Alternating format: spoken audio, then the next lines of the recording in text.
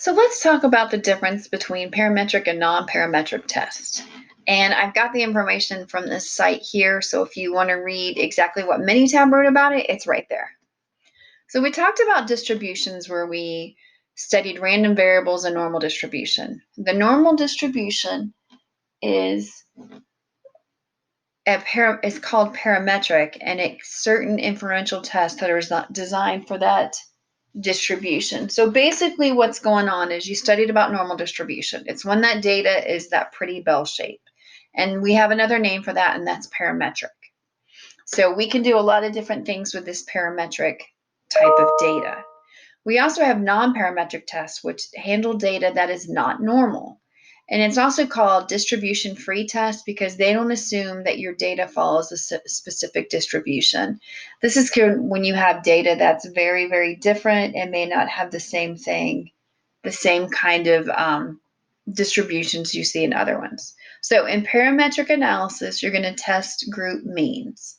In non-parametric analysis, you're going to test medians. So think about it this way. Parametric is going to look at the means. Non-parametric is going to look at the medians. Okay. So let's compare the different types of tests. So for the parametric test, which are the means, you can have a two-sample paired t-test, a two-sample t-test, a one-way ANOVA, or the Pearson correlation coefficient. The non-parametric test that for the parametric test, so we have one that is the same in the non-parametric world. So for a two-sample pair t-test, we have a Wilcoxon sign rank test. For a two-sample t-test, we have a Mann-Whitney test. For a one-way ANOVA, we have a Kruskal-Wallis. And for a Pearson correlation coefficient, we have a Spearman's rank. So the reasons to use non-parametric tests.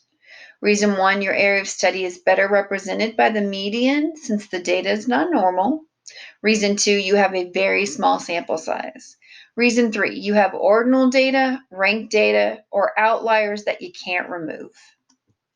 So choosing between the two types. The decision often depends on whether the mean or the median more accurately represents the center of your data distribution.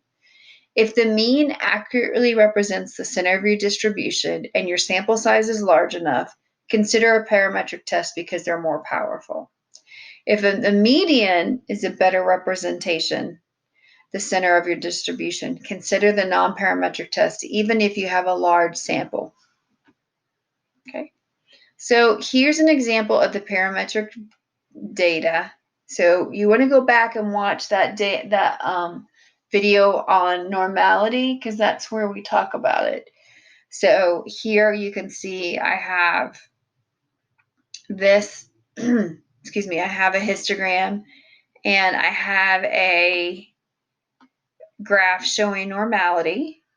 And then here you can see I have another histogram and the graph showing non-normality, and here it's not, the data is not normal. So again, this is non-parametric data, which it means it's not normally distributed. So you can tell that with the histogram, and you can tell it here as it goes along the Anderson-Darling.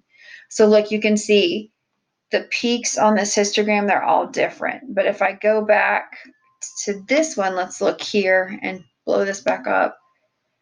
See how this is kind of pretty, even though it doesn't follow this graph exactly, you can see that it's pretty normally distributed. And if we look at the graph, even though the p-value equals the level of significance, it's okay, and I would consider it parametric or normal data.